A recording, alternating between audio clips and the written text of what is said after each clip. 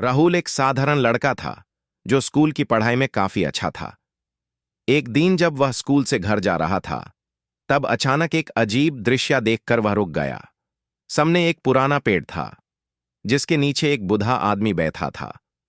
उस बूढ़े आदमी के हाथ में एक पुराना लकड़ी का बॉक्स था। बॉक्स के ऊपर सुनहरी रंग की कुछ नक्काशी थी, जो राहुल को बहुत अजीब लगी। आदमी मुस्कुराया और बोला, यह बॉक्स तुम्हारे लिए, पर क्या तुम जानते हो, इसके अंदर कुछ भी नहीं है जब तक प्रेर पत्रा नहीं आता। राहुल हैरान होकर बोला, प्रेर पत्रा कौन है? वह कब आएगा? बूढ़ाए आदमी धीरे से मुस्कुराया और बोला, वह जरूर आएगा, पर कब आएगा ये तुम नहीं जान सकते।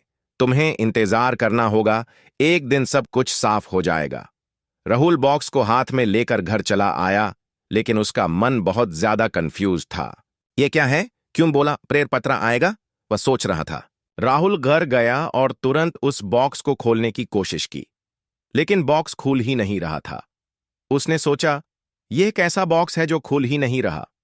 उसने ध्यान से देखा तो उस नक्काशी में एक अजीब साकर थी, जो ऐसे लग रहा था जैसे उसे बुला रही हो। राहुल ने फिर से बॉक्स खोलने की कोशिश की, लेकिन कोई फायदा नहीं हुआ। फिर अचानक बॉक्स के ऊपर सुनहरी अक्षर चमकने लगे। उस पर लिखा था, जब प्रेर पत्रा आएगा तभी तुम इसे खोल पाओगे। राहुल बिल्कुल चौंक गया। ये क्या हो रहा है? प्रेर पत्रा कौन है? वह कुछ भी समझ नहीं पाया, पर उसके मन में एक ही सवाल घूम रहा था। अगले कुछ दिन तक राहुल रोज उस बॉक्स को देखता रहा। वह सोचता, इस बॉक्स को कैसे खोलूं? उसने कई बार कोशिश की, पर बॉक्स नहीं खुला। फिर एक रात ठीक 12 बजे राहुल को एक अजीब आवाज सुनाई दी। वह तुरंत उठ गया और दरवाजा खोलकर बाहर देखा, लेकिन बाहर कुछ भी नहीं था। पर जमीन पर एक छोटी सी सुनहरी चिट्ठी पड़ी थी। राहुल ने चिट्ठी उठाई और पढ़ा, प्रेर पत्र आएगा, पर तुम्हें इंतजार करना होगा। राहुल ने चिट्ठी हाथ में ली और देर तक सोचता रहा, प्रेर पत्र कैसे आएगा?